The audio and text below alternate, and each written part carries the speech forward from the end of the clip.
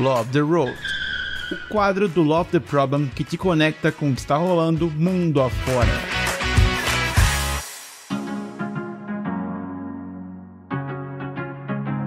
Fala galera, tudo bem? Nesse Love the Road, trouxemos um pouquinho de algumas palestras, painéis e muito mais do que rolou na CG Rio, para quem não teve a oportunidade de assistir ou queria até ouvir de novo. No episódio de hoje, entrevistamos Rafinha Sampaio com a palestra Como o Management 3.0 se conecta à neurociência, psicologia positiva e segurança psicológica. Também entrevistamos Jéssica Ferrari com a palestra Como fazer uma contratação realmente humanizada e André Sanches com a palestra A Humanacracia veio para ficar. Que rolê é esse? Então, bora ver o que rolou? Aproveita e se conecta com a gente na comunidade do Telegram e conta o que vocês acharam. Um beijo!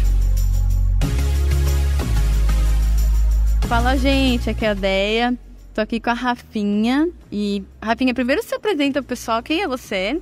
Olá, eu sou Rafa Sampaio, entusiasta de assuntos como agilidade, comunicação não violenta, psicologia positiva, né? Tudo que eu falei hoje lá na palestra, esses assuntos que eu tanto amo. Casada, mãe do Yakut e do Choquito, 2 filhotinhos de 4 patas e uma pessoa apaixonada pela vida. Essa sou eu. Muito bom. E qual foi o tema hoje da sua palestra? Management 3.0, como esse assunto se conecta à neurociência, psicologia positiva e segurança psicológica. Nossa, são temas que eu gosto muito, mana. Eu também. Eu queria, se você conseguir nesse desafio de 50 minutos em 5, qual que era a principal mensagem ou aprendizado que você queria passar? Primeiro que management é ciência, né? Diferentemente do que muitas pessoas pensam, que são cartinhas coloridas, né? Que, enfim, é tirar um pouco esse estereótipo e trazer que sim, são coisas que são faladas na neurociência, na psicologia positiva, são coisas que estão no livro Daniel Goleman, por exemplo, falando sobre inteligência emocional. E também trazer o seguinte: se a gente conhecer um pouquinho melhor de como funciona o nosso cérebro, com certeza a gente pode maximizar tudo isso. Então, como a neurociência pode nos ajudar? Como que a gente pode falar um pouco mais de liberação desses hormônios da felicidade? Então, trazer todos esses aspectos. E a palavra-chave que eu quis transmitir o tempo todo foi autoconhecimento. Tudo isso para nós, para que depois a gente possa levar para os nossos liderados, levar para as pessoas da nossa família, da nossa organização, para pessoas, né? De pessoas para pessoas. Muito bom. E se você conseguisse me dar um exemplo, por exemplo, como você acha que o autoconhecimento pode ajudar na segurança psicológica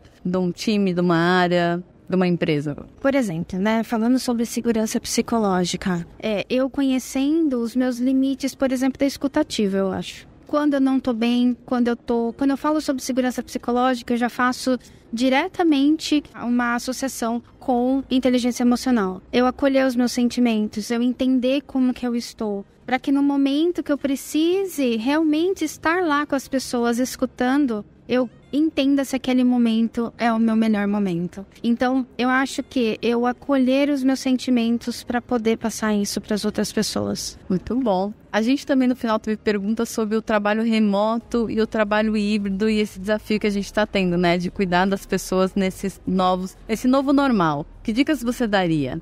Eu acho que o híbrido é o nosso novo normal e nosso super novo desafio, né? Como eu falei, a gente tá no híbrido, metade tá em casa, metade tá no escritório, então a gente sempre vai estar trabalhando remoto mesmo no escritório. Eu gosto muito, eu falei lá sobre acordos de time. Eu acho que precisa todo mundo entender como que a gente deve trabalhar. E esse acordo de time deve ser feito com o time. Qual é a melhor forma? Então, qual que é o melhor horário para se marcar reunião? Para quem está remoto e para quem vai para o escritório? Então, 8 horas da manhã talvez seja um bom horário para quem está remoto. E para quem pega um trânsito de São Paulo, vou dar exemplo de São Paulo. Então, tudo isso, né? Qualidade de vida para que a gente possa ter realmente uma volta para o escritório saudável. Então, alinhamento de expectativa e acordos de time. Eu acho uma ferramenta que não pode passar em branco. Legal. Você também trouxe bastante na sua fala algumas ferramentas do Management 3.0 para ajudar na questão de segurança psicológica e no engajamento e motivação do time. Tem alguma em específico que você quer ressaltar, que você gosta bastante? eu quero ressaltar, que eu acho que eu deveria ter ressaltado mais na minha palestra, inclusive,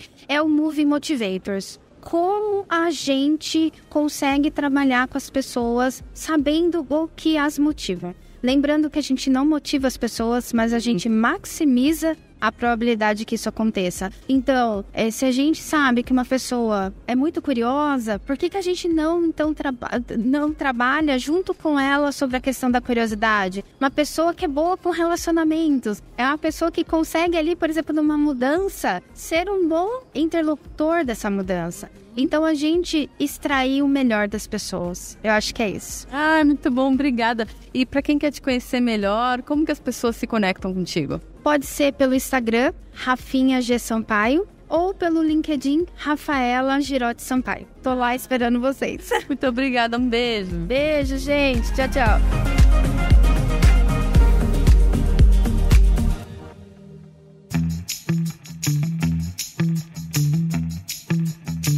Fala, galera, Deia na área. Terceiro dia da CGRIL, trazendo mais uma palestrante aqui comigo, querida, dona Jéssica. Primeiro se apresenta, por favor, para quem não te conhece. Fala, galera. Eu sou a Jéssica Ferrari, sou formada em ciência de computação, mas foi picada aí pelo bichinho da agilidade, da gestão e da liderança. E é isso que estou aí, já fazem pouco mais de 10 anos. Mano, sobre o que foi a sua palestra? Sobre pamonha, não, mentira. Foi sobre como fazer contratações mais humanizadas e não tratar as pessoas que nem robozinho. Muito bom.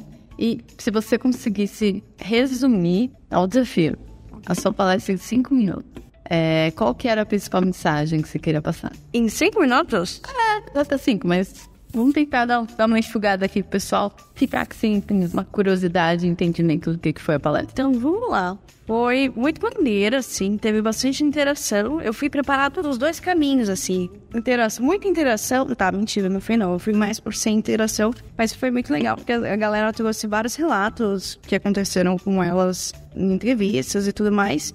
E a ideia era a gente passar desde o momento que a gente pensa em ter uma vaga até a contratação final, né? E como que a gente consegue deixar isso mais humanizado, tanto para as pessoas que vão receber essa pessoa que vai ser selecionada, tanto para as outras pessoas que estão passando pelo processo para entrar dentro da organização. E a ideia é tentar questionar um pouco o modelo tradicional, tentar sair um pouco ali do modelo Fordismo de contratação, focando na eficiência, que a gente entende também que o RH tem um monte de vaga para resolver, até trazendo isso mais para a autonomia do próprio time, né? O time entendendo o que eles precisam, qual é o perfil de pessoa, qual a descrição da vaga, qual é o modelo que a organização trabalha hoje, qual é o perfil dessa organização, qual é o perfil do time, né? Perfil comportamental, de cultura, de valores e tudo mais. E como que eles vão expressar isso para fora, para conseguir selecionar uma pessoa que faça sentido para esse ecossistema, tanto da organização quanto para o time, e até entender se eles precisam de uma transformação. Então, se eles precisam de uma transformação, tem que ser uma pessoa com um perfil diferente. E hoje somos aptos e temos como atender uma pessoa assim, né? Então, é fazer esse questionamento também. Depois a gente faz a publicação da vaga, faz os processos que forem necessários dentro da organização, e aí o time vai começar a fazer o processo de seleção, seja por algum site ou alguma ferramenta que você tem, onde vem todos os perfis que se candidataram, seja uma formativa de ir lá conversar com as pessoas no LinkedIn, Instagram, não sei o que lá. Depois disso, se preparar para o bate-papo. Não é uma entrevista, você não vai jogar uma luz na cara da pessoa e perguntar onde você está no dia 25 de 1902. Não, tem que ser um bate-papo. A pessoa tem que se sentir confortável de trazer sobre si, de tirar a máscara ali corporativa e trazer quem ela realmente é. Depois que a gente se prepara para isso, quais serão as perguntas, qual vai ser a dinâmica da entrevista, a gente vai para o bate-papo e tenta criar um ambiente mais confortável para aquela pessoa poder brilhar. Essa é a nossa função ali, né? O que a gente pode perguntar para ela, o que a gente pode fazer para que ela consiga se vender, né? E entre muitas aspas, que eu não gosto muito dessa palavra, mas já foi. E aí, a ideia principal é: quais são as perguntas que eu posso fazer para ela trazer o que de melhor ela tem, né? Então, é muito comum você ir para uma entrevista que a pessoa não está preparada, que ela está abrindo seu LinkedIn na hora e vai pensando numa pergunta E aí, quando essa pessoa cai dentro da sua organização, pode ser complexo, né? Para essa pessoa, porque ela tá num ambiente que ela não esperava, e para você também, porque não é o perfil que se adequa ali. Então, é um cuidado muito importante de ter essa criação desse ambiente para essa pessoa conseguir se sentir confortável, trazer o seu melhor e da gente também conseguir fazer esse movimento. E o pós também é importante, tanto para a pessoa que foi selecionada, você criar um ambiente aconchegante, fofinho, gostoso, quentinho, para ela se sentir recepcionada em casa, né? Como ela gosta de aprender, como ela se sente confortável em se expor, entender realmente o perfil dela e como que a gente abraça esse perfil, entender a diversidade pessoal dela, né? Comportamental. E a gente se preparar para isso e também cuidar das pessoas que receberam os não, ou que nem receberam, né? Porque aqueles e-mails automáticos são deliciosos, mas é pior ainda quando a gente faz uma entrevista e nem e-mail automático vem. Então, ter um cuidado com essas pessoas, porque ali ela também vai aprender muita coisa. Então, quais foram os motivos que fizeram elas não terem conseguido a vaga? Construir realmente de forma construtiva, não tem um feedback, porque talvez para aquele contexto não tenha se encaixado, mas como que a gente consegue cuidar do aprendizado para ela, né? Quais foram os pontos que foram bons, o que não foi legal, e como ela consegue procurar conteúdo e conhecimento através desses pontos. Pode ser por e-mail, pode chamar a pessoa para um café, uma reunião, uma call, se ela se sentir confortável, mas cuidar dela também, porque, né, é super desmotivacional você fazer um monte de entrevista e não receber resposta nenhuma. É mais desesperador do que construtivo. Então, eu tenho cuidado com essa galera também. Eu acho que foi isso, né? Foi bom, tem bastante. E se o pessoal quiser conhecer mais desse tema e também se conectar contigo, como que eles fazem? Você pode procurar no Linktree, / Jéssica 7, número 7 mesmo, vai escrever S-E-T-E, não é o 7 mesmo, Ferrari. Se você não encontrar o Linktree, pode me adicionar no Instagram ou no LinkedIn, também Jéssica 7 Ferrari, você vai me achar. E lá tem um link pro Linktree, que tem um monte de coisa, inclusive o material dessa apresentação e sorteio. Então vai lá, corre e aproveita. Muito obrigada, Liane. Obrigada por ter participado. Imagina, eu que agradeço. Um beijo, gente. Fala,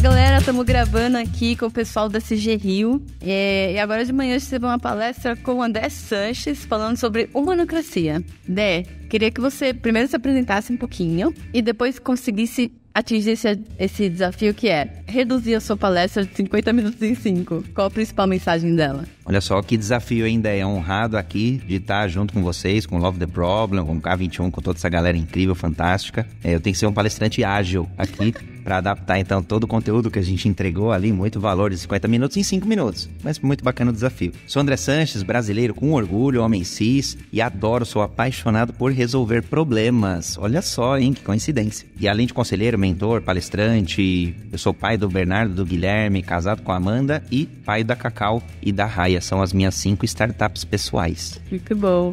E sobre a sua palestra, você consegue contar pra gente qual a principal mensagem que você queira passar? Legal. Quando a gente começa a olhar a humanocracia e todos os elementos que a gente tem na atualidade, todos eles convergem para um pilar central, que é o aspecto humano, é o aspecto do ser humano. Então a gente pode olhar a sociedade 5.0, que é human-centric, centrada no ser humano, e o fator humano como diferencial mesmo diante de infinitas tecnologias, como inteligência artificial, como robôs, robotização, digitalização e por aí vai. Então quando eu encontrei, e aí falando um pouco da minha trajetória com o tema, eu li o livro Humanocracia, do Gary Hamel, do Michel Zanin, tenho contato com os autores, eles têm dado um suporte fantástico, incrível, para que eu dê as palestras aqui no Brasil e fora do país sobre esse tema. E para mim é apaixonante porque são 7 pilares, e tem alguns deles, né, não dá para explorar todos aqui, mas tem alguns deles que são muito legais e se conectam muito com comunidades de agilidade. O próprio termo, um pilar, é comunidades. Os outros passam por criar um sentimento de dono, empresas criarem, organizações criarem esse sentimento de dono, passam por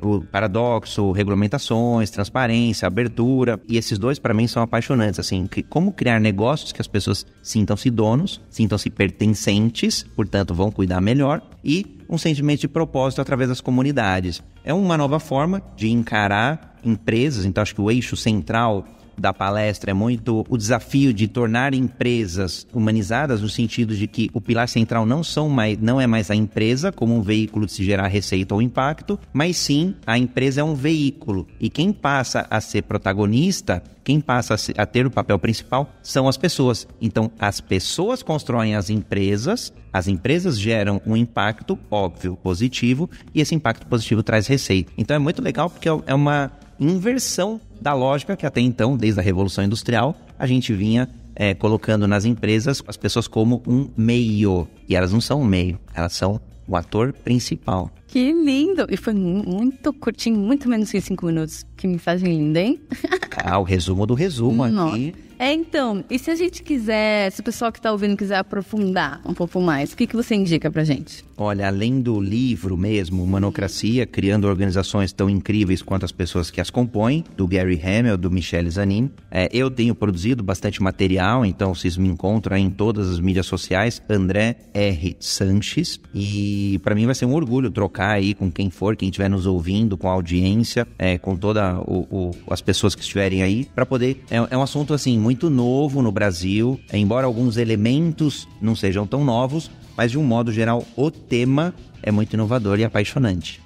Uma outra dica que eu queria dar para vocês, aqui na nossa rede podosférica temos também o Vamos Fazer Diferente, que é um podcast que estou eu, Graf e Pandinha falando sobre o livro, a gente comenta capítulo a capítulo desse livro da Humanocracia. Então, se vocês quiserem ouvir, também fica a dica. É isso, obrigada, viu, Dé? Obrigadão, Dé, obrigadão a todo mundo aqui do podcast, a todo mundo aqui dos patrocinadores, uma honra dar alguns centavos de Bitcoin de contribuição. E Bitcoin porque vale mais do que centavos de real. Muito. Gratidão, beijo, gente. Beijos, abraços e sejam ágeis e humanocratas.